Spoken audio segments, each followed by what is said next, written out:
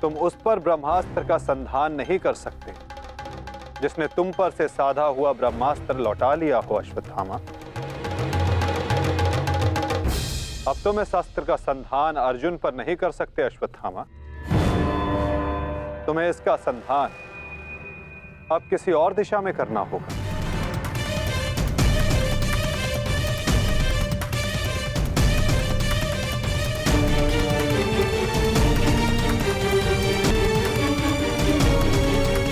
वासुदेव, इस युद्ध में हमारे नाश का कारण केवल आप हैं। आप महामहिम भीष्म से लेकर मेरे पिताश्री की मृत्यु तक, कर्ण के वध से लेकर मित्र दुर्योधन की पराजय तक, इन सब का कारण केवल आप हैं। केवल आप। तो क्यों ना इस ब्रह्मास्त्र का संधान मैं आपके ऊपर कर दूं और अपना और अपने पक्ष का प्रतिशोध लूं।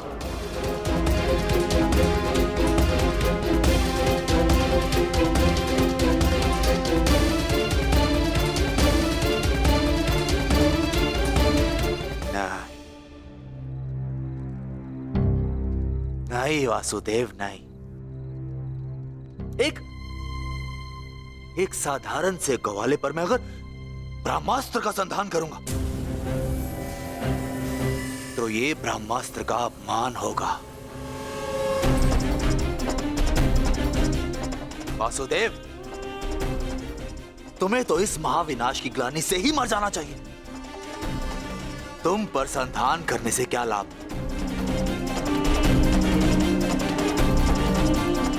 ज्येष्ठ भ्राता युधिष्ठिर, क्यों ना मैं इस ब्रह्मास्त्र का संधान तुम पर करूं?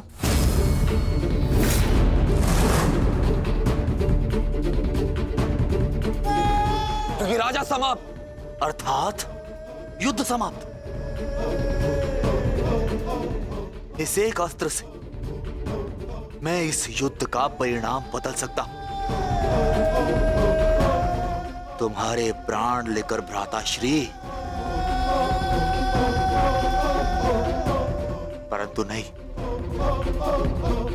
क्योंकि जिस मित्र दुर्योधन के लिए हमने ये युद्ध लड़ा वो अपने जीवन का युद्ध हार चुका है।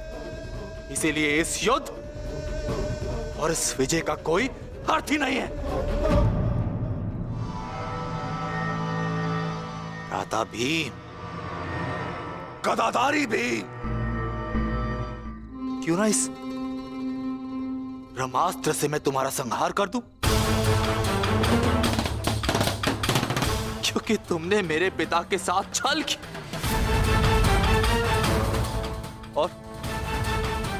और बड़ी निर्दयता से मेरे पिता का अंत करवाया।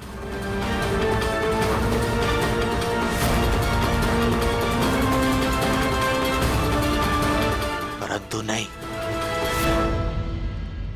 बताइए वासुदेव कि मैं इस ब्रह्मास्त्र का संधान किस पर करूं? उत्तर दीजिए वासुदेव, उत्तर दीजिए।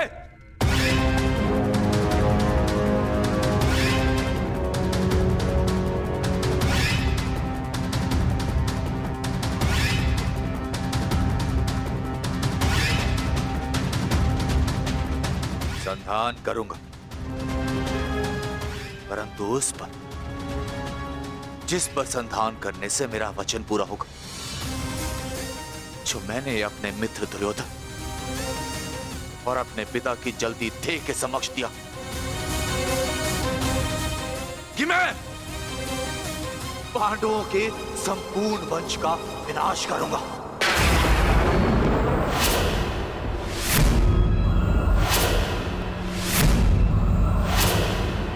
मैं द्रोण पुत्र अश्वत्थामा ये कामना करता कि मेरा ये ब्रह्मास्त्र गिरे उत्तरा के गर्भ पर, जहां पांडवों के वंश का अंतिम बीज पल रहा है। अश्वत्थामा!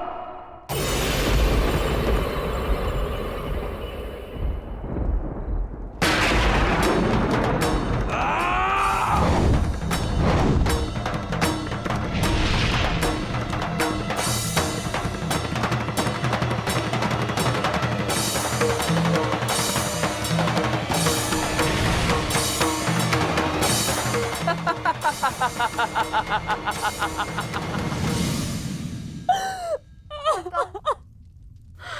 सब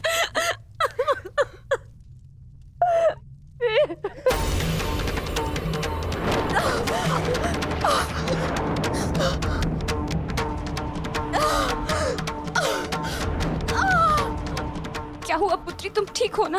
पता नहीं, पता ऐसा लग रहा है जैसे किसी ने मेरे घर पर प्रहार कर दिया हो।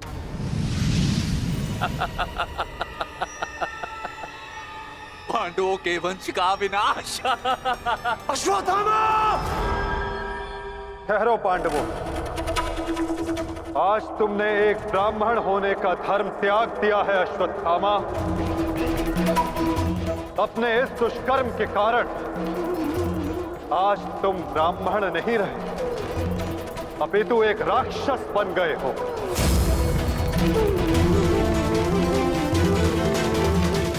आज तुम्हें वो दंड दिया जाएगा जो एक राक्षस को दिया जाता है। तुम्हें अपने दुष्कर्मों का परिणाम भुगतना होगा अश्वत्थामा। परंतु माता, उत्तरा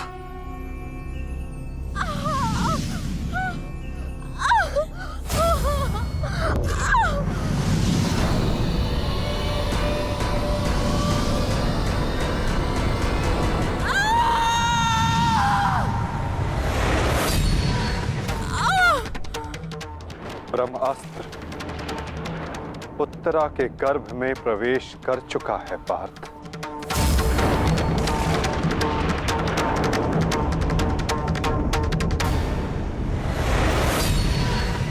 नहीं माता, ब्रह्मास्त्र का प्रहार कभी व्यर्थ नहीं जाता पार्थ। और उत्तरा की कोख में पल रहे नवजीवन के प्राणों पर यदि कोई संकट आया तो ये संकट केवल उसके प्राणों पर नहीं, उसके भविष्य पर नहीं, अपितु समस्त संसार के भविष्य पर आएगा पार्थ।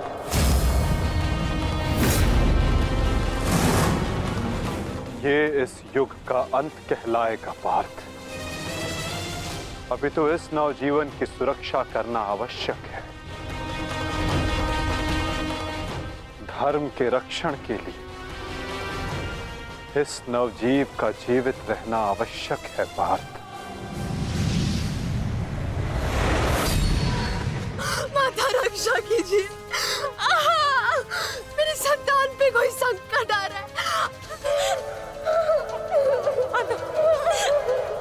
माता रक्षा कीजिए, रक्षा कीजिए। कुछ कीजिए माता, वैसा अनर्थ मत होने दीजिए।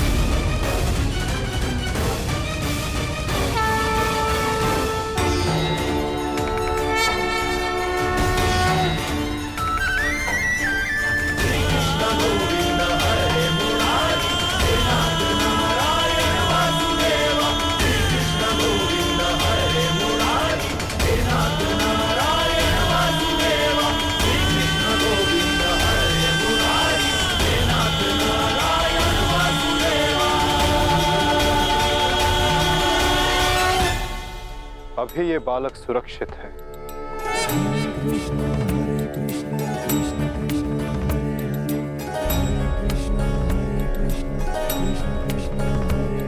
किंतु ब्रह्मास्त्र रूपी काल अभी भी इस पर घात लगाए बैठा है।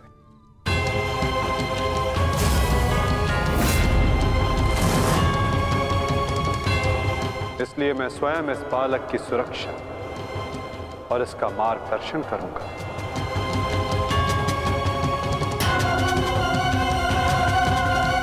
परंतु इस अद्भुत बालक की परीक्षा की घड़ी तो अब प्रारंभ हुई है। एक योद्धा की भांति इस बालक को इस संसार में जन्म लेना होगा, जो धर्म के मार्ग को प्रशस्त करेगा। एक योद्धा इस संसार में आने के पश्चात युद्ध लड़ता है, किंतु इस बालक को जन्म लेने के लिए संघर्ष करना होगा और जीवन की ये परीक्षा इसे स्वयं देनी होगी।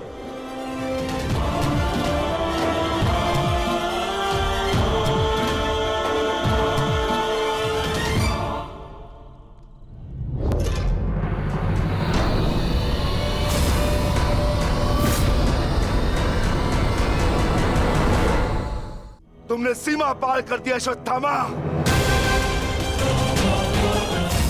अब मैं तुम्हें जीवित नहीं छोड़ूंगा।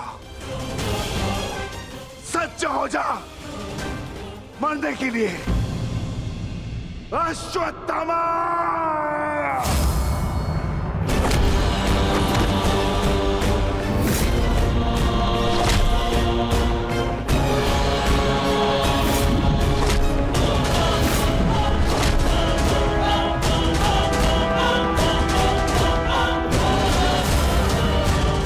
ठहरो विकोदर।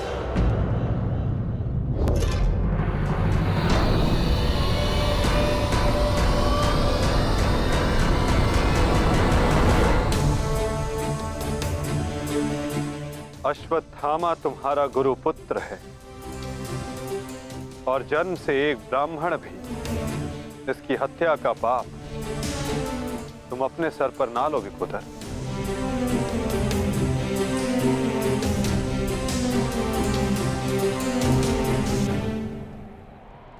किंतु माधव, इसने जो किया है वो क्षमा के योग्य नहीं। अवश्य पार्थ, अश्वत्थामा ने जो किया वो क्षमा के योग्य नहीं है। अश्वत्थामा को दंड अवश्य मिलेगा, ऐसा दंड कि आने वाला संसार सदा स्मरण रखे कि मूर्खता और खीज में किया गया कर्म सदा विनाशकारी सिद्ध होता है।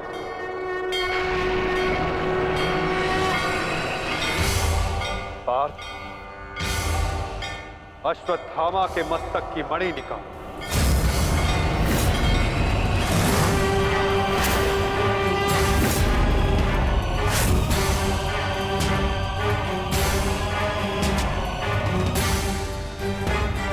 नहीं वासुदेव, आप ऐसा नहीं कर सकते। देना है तो मुझे मृत्युदंड दीजिए वासुदेव, परंतु ऐसा मत कीजिए। तुम वीर गति पाने के योग्य नहीं हो अश्वत्थामा। तुमने जो किया है उसका दंड तुम आजीवन भुगतोगे। पार्थ,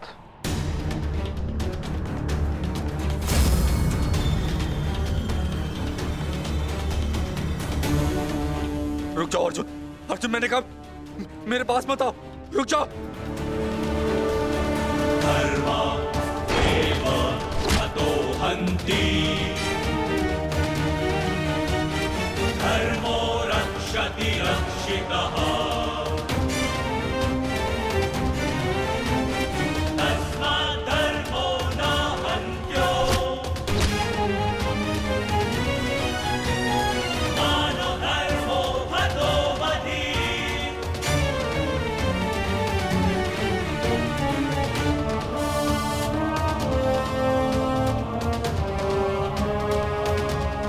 अर्जुन नहीं नहीं अर्जुन धर्मरक्षति रक्षितः नहीं अर्जुन नहीं अर्जुन मानधर्मो हतो अर्जुन नहीं नहीं अर्जुन अर्जुन नहीं नहीं अर्जुन धर्मरक्षति रक्षितः नहीं अर्जुन नहीं अर्जुन मानधर्मो हतो अर्जुन नहीं वासुदेव क्षमा कर दीजिए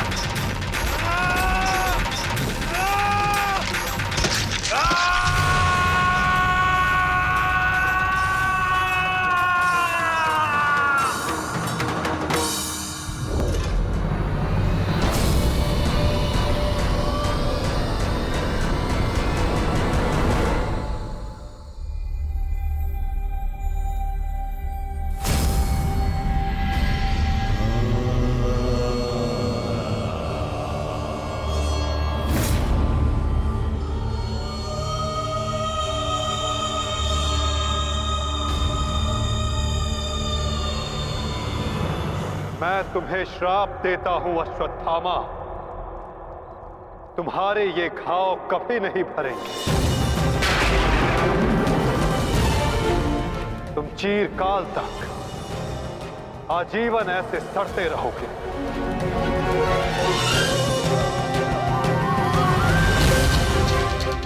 ये घाव लिए तुम जीते रहोगे अश्वत्थामा, और कलयुग तक समस्त संसार को संदेश दोगे कि पाप का भार असहनीय होता है। नहीं नहीं नहीं नहीं नहीं वासुदेव, वासुदेव मुझे क्षमा कर दीजिए, मुझे मृत्यु दे दीजिए वासुदेव, परंतु ऐसा मत कीजिए। नहीं गुरुपुत्र, अब से तुम्हारा जीवन ही तुम्हारा दंड है।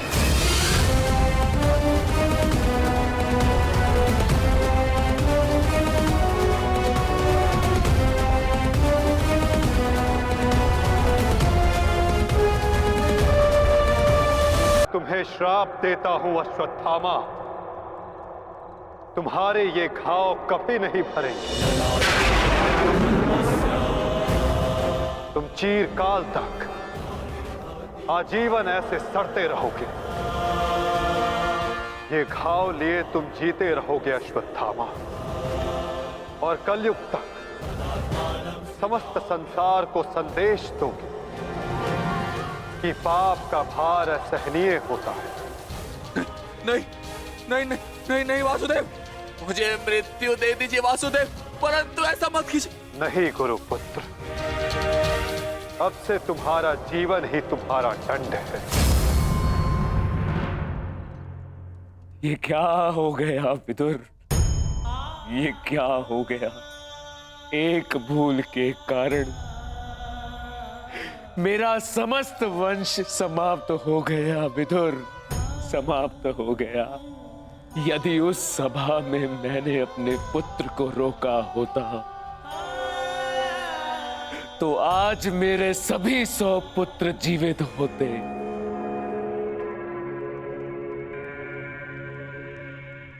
किंतु अब समय आ गया है पश्चाताप करने का। जाओ विदुर, और पांडवों को जाकर संदेश दो कि वो आकर अपना राज्य ग्रहण करें, और भीम से कहना कि वो मेरी सभा में आने से पूर्व वो मेरे समक्ष आए।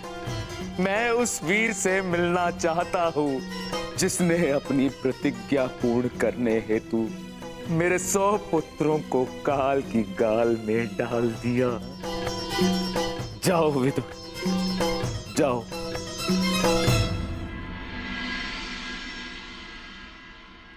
महाराज धृतराष्ट्र की आज्ञा का पालन अवश्य होगा महात्मा विदुर। कल पांडव उनके समक्ष अवश्य प्रस्तुत होंगे।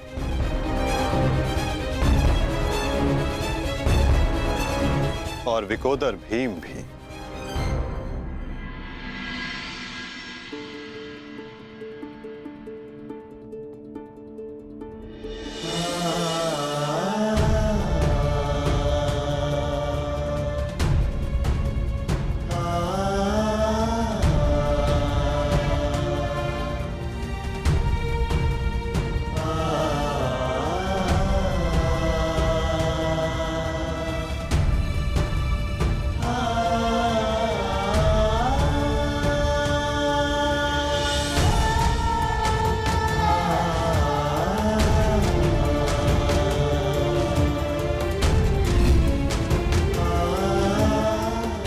कल्याण हो पुत्र।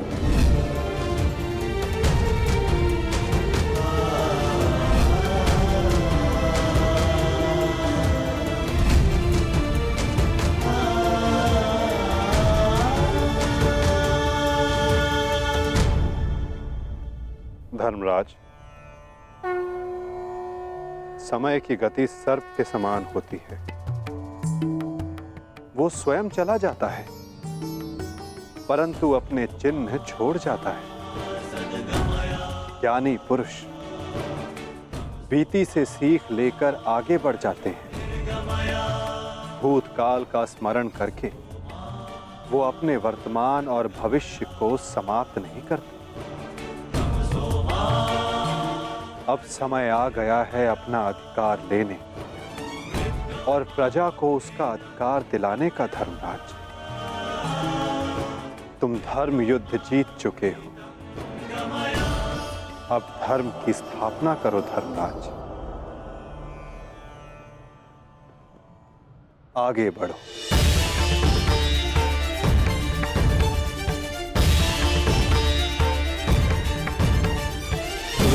क्षमा शमोस्तेयम् शौचमिन्द्रिय निग्रहा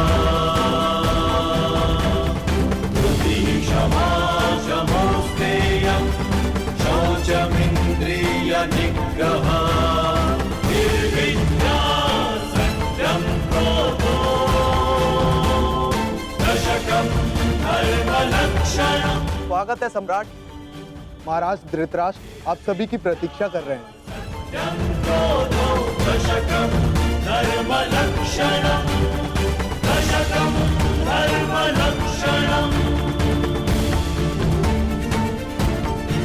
ठहरो सैनिक।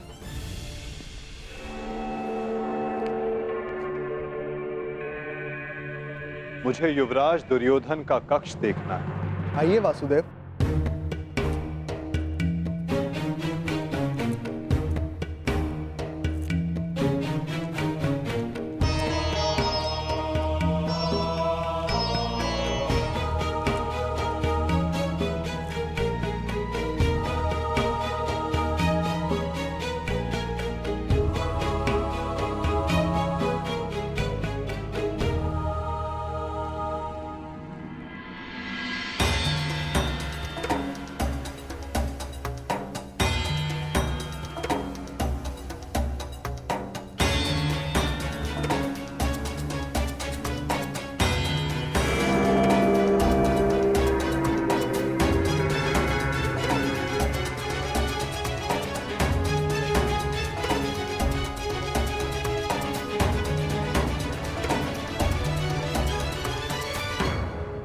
इस लो प्रतिमा का उपयोग युवराज अपने युद्ध अभ्यास के लिए किया करते थे। किंतु ना अब दुर्योधन शेष है, ना युद्ध। अब इस प्रतिमा का स्थान बदलने का समय आ गया है।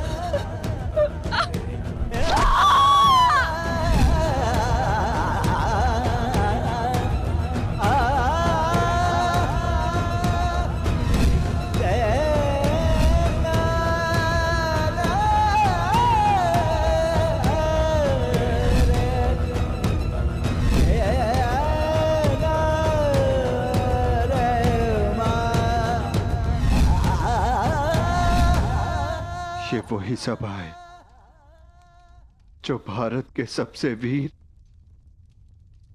और महान महारथियों से सजी रहती थी, और आज ये रिक्त है। वो एक अशुभ दिन था, वो एक द्यूत सभा जो मेरे 100 भाइयों और उन सभी महारथियों के विनाश का कारण बनी। 100 नहीं, 101। 101 भाई थे भ्राता भीम, कौरव और ज्येष्ठ कर्ण। सारी प्रतिज्ञाएं पूर्ण हो गई। यदि कुछ खाली है तो ये सभा। तुम सब विलाप ना करो।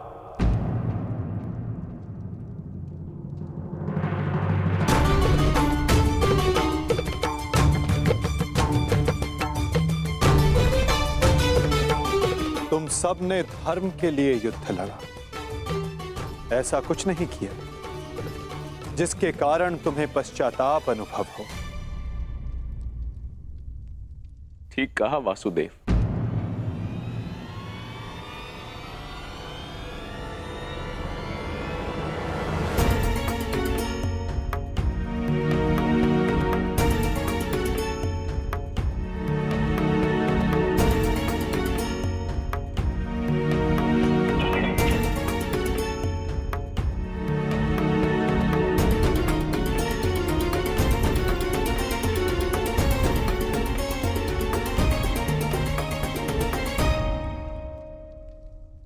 पश्चाताप तो मुझे करना चाहिए।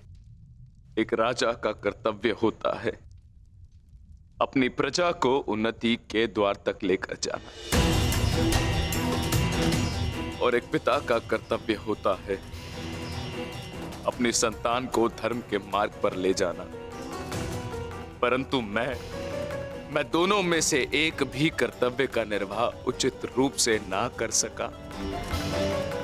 यदि आज ये सभा रिक्त है तो उसका कारण मैं ही हूं वासुदेव।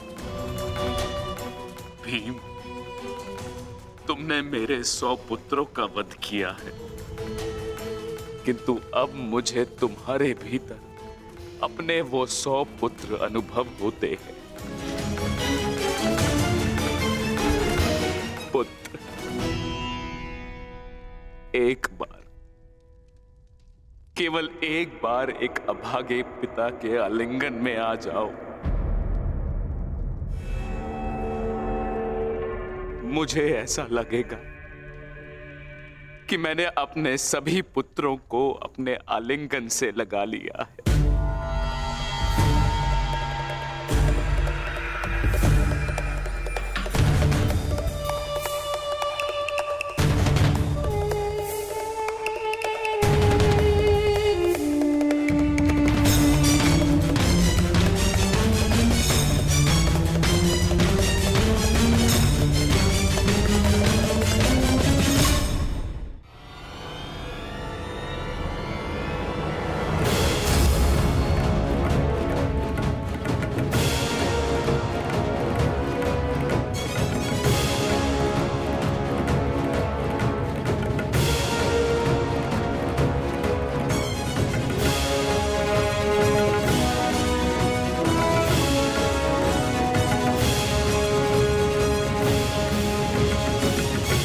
तुम्हारे अंदर 100 हाथियों का बल है ना भीम, और मेरी भुजाओं में भी मेरे 100 पुत्रों का वध करते हुए तुम्हें तनिक भी पीड़ा नहीं हुई भीम? तनिक भी हृदय नहीं कांपा तुम्हारा अपने भ्राताओं का वध करते हुए?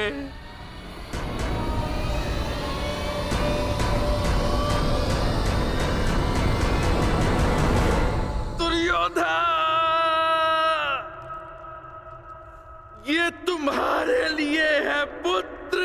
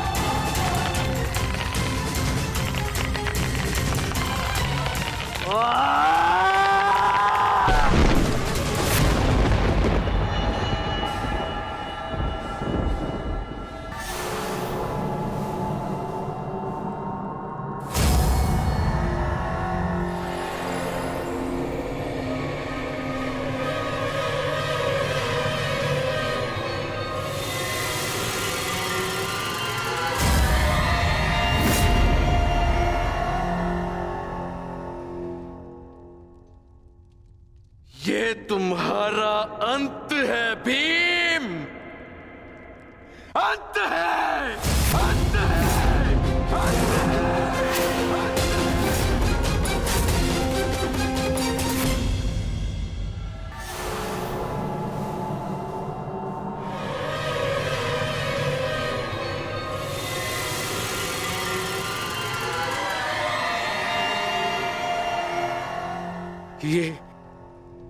ये मैंने क्या कर दिया?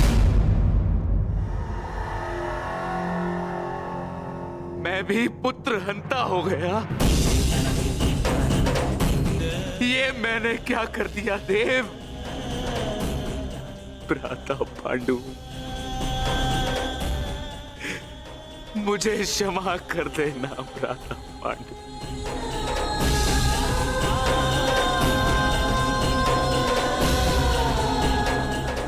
प्रतिशोध की ज्वाला ने मेरे विवेक को हर लिया। क्षमा करो मुझे।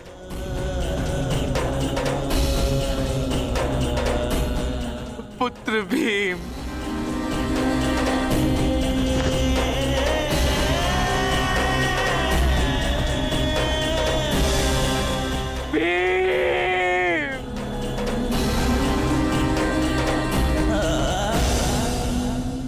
आपने उचित कहा महाराज।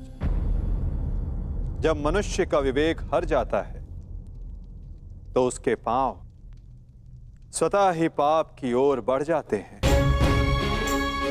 किंतु अभी समय नहीं आया है महाराज कि आप अपने भाई से क्षमा मांगे। आपके पुत्र विकोदर भीम अब भी जीवित हैं।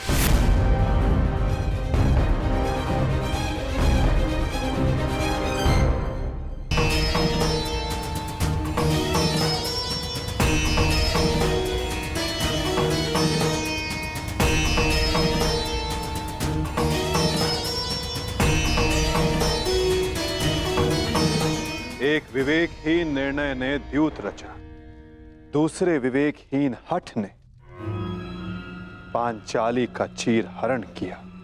ये विवेकहीनता ही तो थी महाराज जो महाभारत का बीज बना।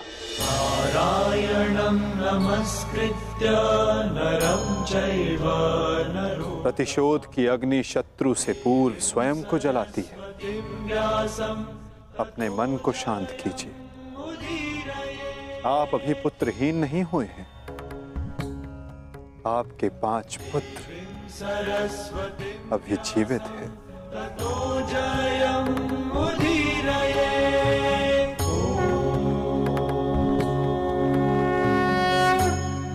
अपने मन की अग्नि को शांत कीजिए। किंतु मेरे मन की अग्नि शांत नहीं होगी वासुदेव।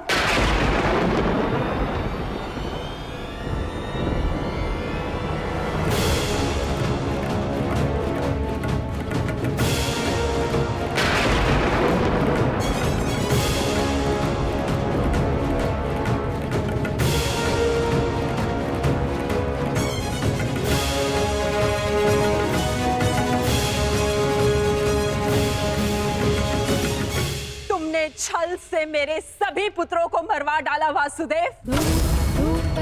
मैंने प्रयास किया कि मेरा एक पुत्र शेष रह जाए, परंतु उस प्रयास को भी तुम्हारे छल ने भंग कर दिया। श्री बलराम को भी अपने कपट में उलझाकर मौन करवा दिया तुमने, परंतु इस माता की ममता अब मौन नहीं रह सकती। तुम्हारे छल से मेरे कुल का नाश हुआ है वासुदेव। मैं तुम्हें श्राप देती हूं कि जिस प्रकार तुमने मेरे कुल का अंत किया है, उसी प्रकार तुम्हारे कुल का अंत भी होगा।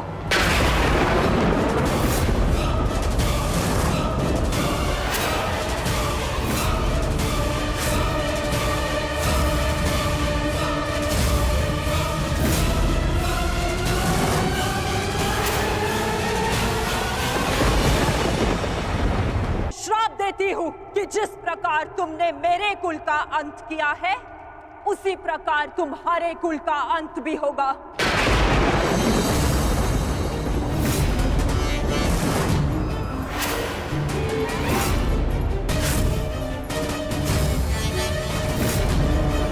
तुम्हारा कुल भी ऐसे ही आपस में लड़कर नष्ट हो जाएगा।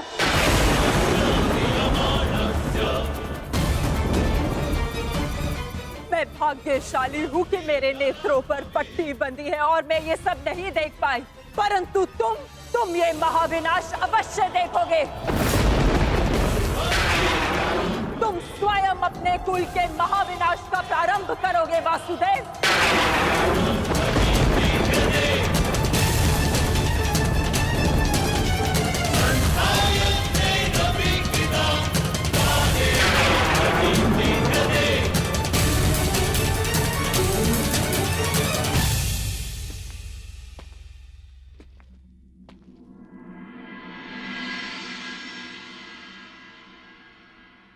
जिस प्रकार एक प्रसन्न माता का आशीष संसार में कोई नहीं रोक सकता, उसी प्रकार एक दुखद माता का श्राप संसार में कोई नहीं टाल सकता।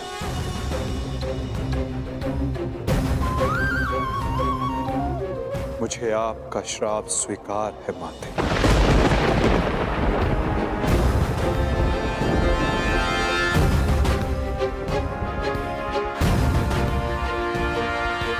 किंतु क्या आपको ज्ञात है कि इस युद्ध का सत्य क्या है? क्या आप जानती हैं कि इस महाविनाश, इस महायुद्ध का वास्तविक रूप क्या है? मेरे साथ चलिए माता, उस कुरुक्षेत्र की रणभूमि पर जो इस महाविध्वंस, इस महाभारत की साक्षी बनी है।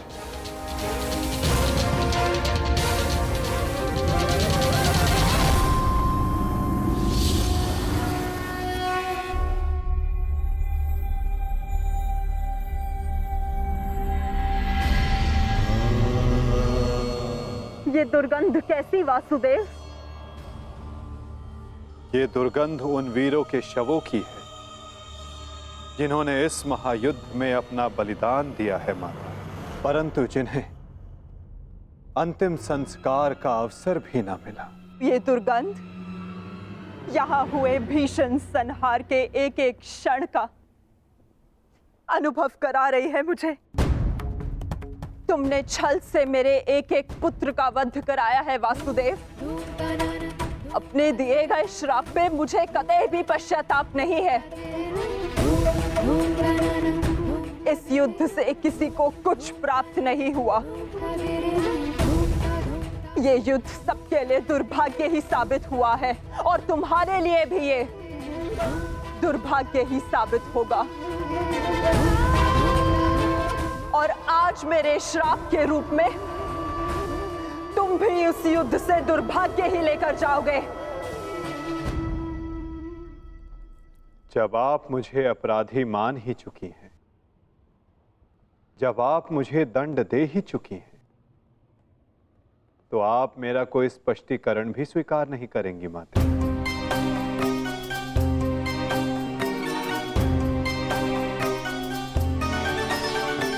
परंतु सत्य का भान आपके लिए आवश्यक है माता। जिनकी दृष्टि से इस महायुद्ध का कोई भी क्षण, कोई भी छल अनदेखा नहीं गया है माते, अब वीर बारबरी आपको सत्य का भान करवाएंगे।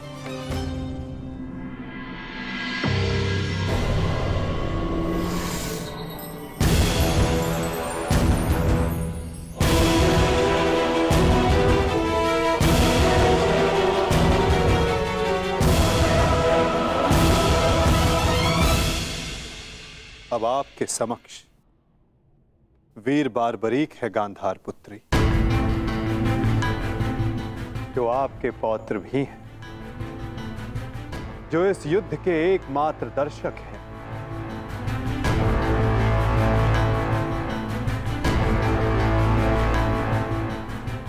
वो बारबरीक जिन्होंने अपना शीश दान किया और अमर हो गए।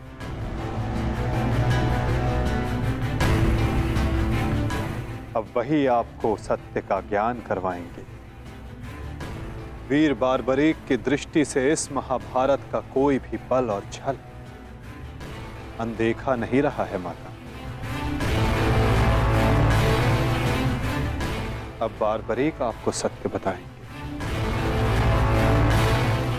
पुत्र बर्बरिक, तुम स्वयं बताओ, क्या वासुदेव ने छल से मेरे पुत्रों का वध नहीं करवाया है? यदि तुमने इस युद्ध का एक एक क्षण निष्पक्ष होकर देखा है, तो बताओ, कौरव वंश के वट वृक्ष महामहिम भीष्म, जिन्हें इच्छा मृत्यु का वरदान था, क्या वासुदेव ने उन्हें अपने छल से धराशाही नहीं करवाया है? क्या वासुदेव ने द्रोण पुत्र अश्वत्थामा की मृत्यु का छल रचकर आचार्य द्रोण का वध नहीं करवाया है? क्या मेरे पुत्र दुर्योधन की रक्षा कर रहे उसके मित्र कर्ण को छल से नहीं मरवाया है वासुदेव ने? पुत्र दुर्योधन पर युद्ध के नियमों के विरुद्ध जाकर प्रहार किया गया, क्या वो वासुदेव का छल नहीं था? मेरे समस्त 100 पुत्रों के वध का कारण केवल वासुदेव है। क्या ये भी सत्य नहीं है बारबरिक?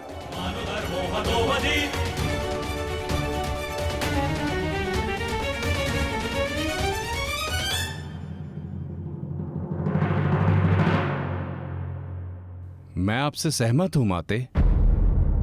ये सब स्वयं वासुदेव ने करवाया।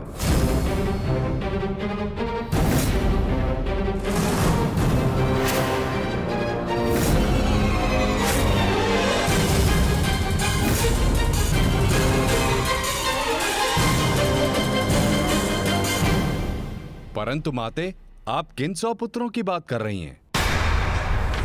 कौन भीष्म, कौन कर्ण, कौन द्रोण और कौन अभिमन्यु?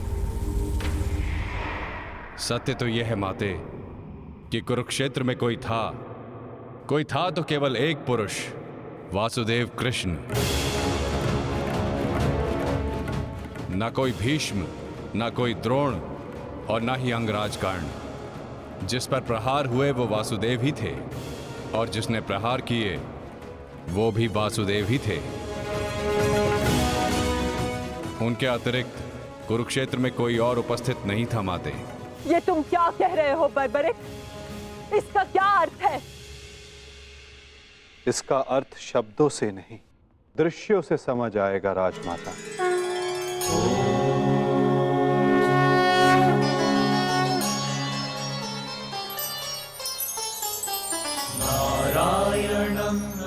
इस युद्ध के प्रारंभ से अंत तक हर प्रहार मैंने किया और हर प्रहार मैंने ही सहा।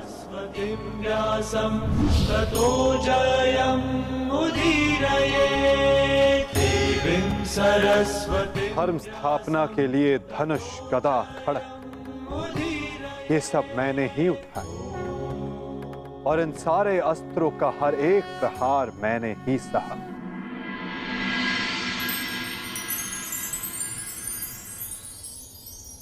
बाण चलाने वाला मैं ही था।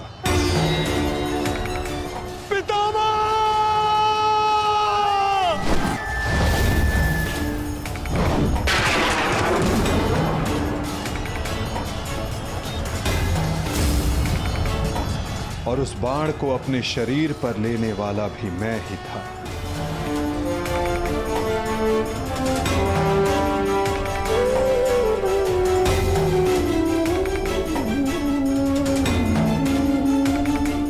महामहिम भीष्म के रूप में भी मैं ही था और अर्जुन के रूप में भी मैं ही था। और सरशैया पर लेटने वाला भी मैं ही था।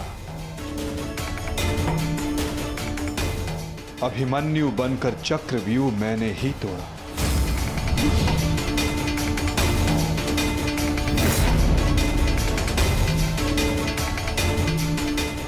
वापस आओ अभिमन्यु, लौट आओ, व्यूह में प्रवेश मत करो। विश्वास कीजिए दात्री, मैं इस चक्रव्यूह को तोड़ सकता हूं, और यदि मेरा सर कट भी जाए तब भी आपका सर गर्व से उठा रहेगा। और उस दिन मुझे ही घेर कर मारा गया।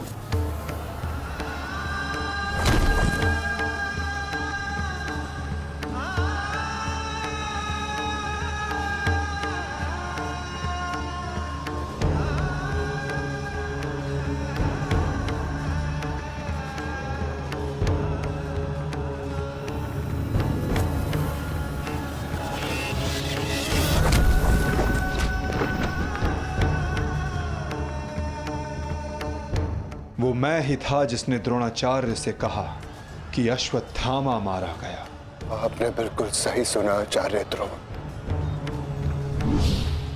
अश्वत्थामा मारा गया। द्रोणाचार्य के रूप में अस्त्र त्यागने वाला भी मैं ही था।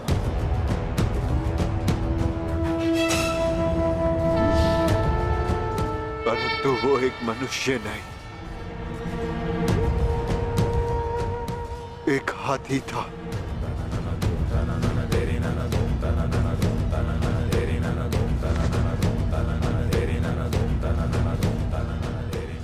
अश्वत्थामा! और दृष्टद्युम्न बनकर मैंने ही स्वयं पर प्रहार किया।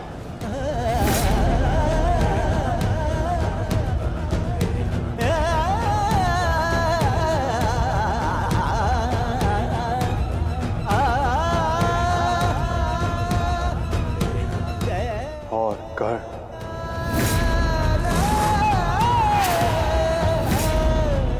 कर्ण के रूप में मैंने ही अपना कवच अपने शरीर से अलग किया।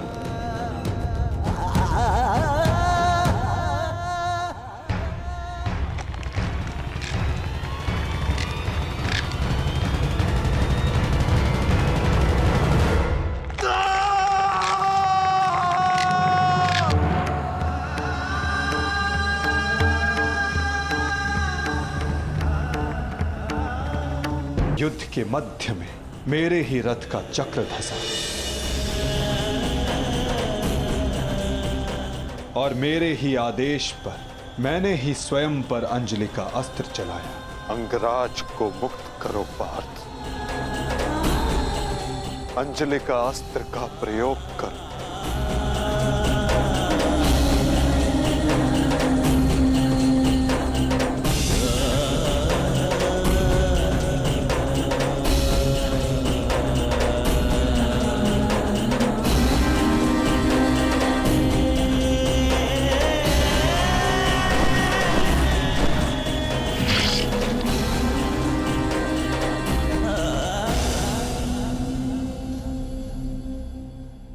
दुर्योधन के रूप में मेरी ही जंघा पर प्रहार करके मेरा ही अंत किया गया।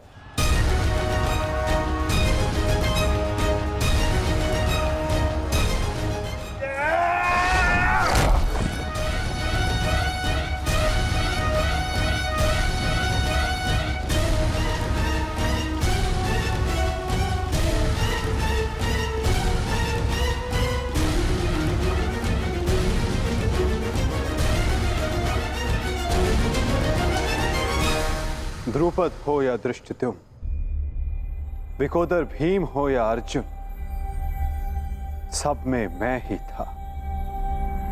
मैं ही विजयी हुआ और मैं ही पराजित हुआ।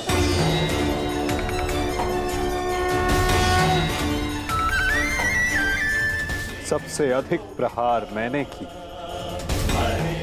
सबसे अधिक घाव मैंने ही खाया।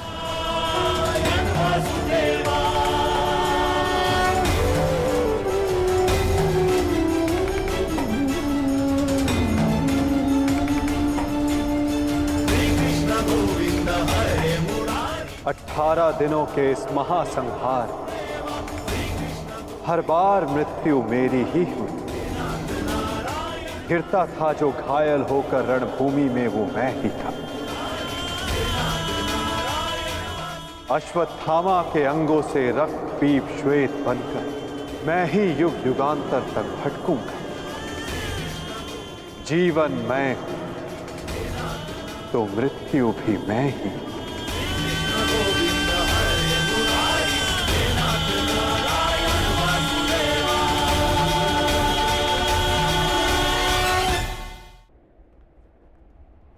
श्राप तुम्हारा स्वीकार है माते।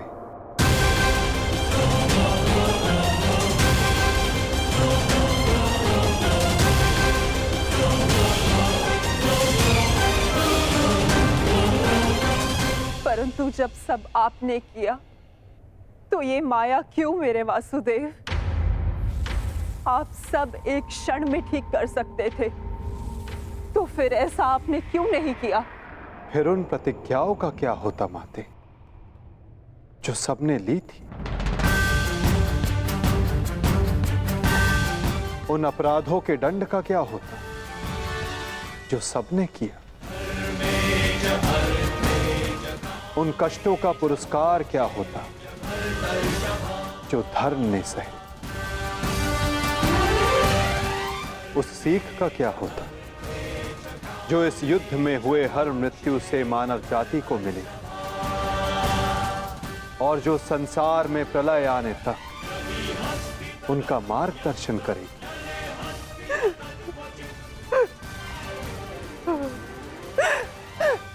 मुझे क्षमा कर दीजिए वासुदेव।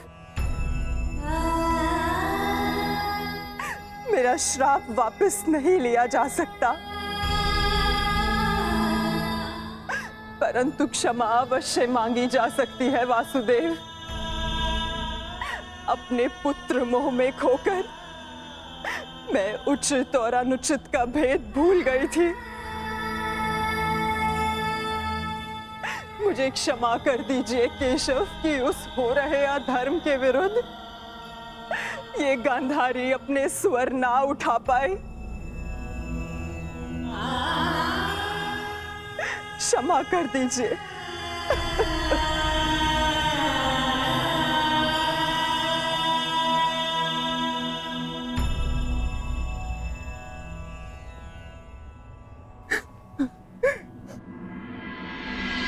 नहीं माते, किसी का अंत किसी के श्राप से नहीं होता। यदि किसी का अंत होता है तो स्वयं के पापों से। यदि यदुवंश का अंत होगा तो आपके श्राप से नहीं माते, अपितु स्वयं के पाप कर्मों से।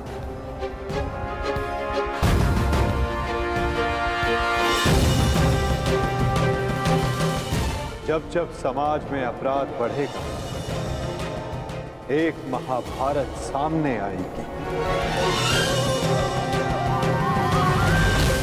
अपने ही अपनों को काटेंगे, कभी कुरुक्षेत्र में तो कभी द्वारका में।